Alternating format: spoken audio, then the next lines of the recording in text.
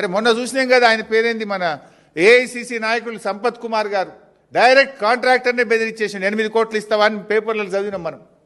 8 కోట్లు ఇచ్చేదాకా కాదు అని వాళ్ళను కొట్టుడు, బండ్లు గుంజుకునుడు. కాంట్రాక్టరే స్వయంగా పోలీస్ డిపార్ట్మెంట్కు కంప్లైంట్ ఇచ్చిండు కదా. ఏది యాక్షన్, ఏది సిట్, ఏది? మా జర్నలిస్టులను వేధించడానికి సిట్టు, ప్రతిపక్ష పార్టీ బీఆర్ఎస్ను వేధించడానికి సిట్ల మీద సిట్లు, కమిషన్ల మీద కమిషన్లు. మరి వీటి మీద సిట్లేవి, కమిషన్లేవి? నేను అడుగుతున్నా, కాకీ బుక్ అందరికీ సమానమే అని నీతులు చెప్పే డీజీపీ శోధర్ రెడ్డి గారు, మీ కాకీ బుక్ కాకెత్తుకపోయిందా? ఎక్కడ పోయింది?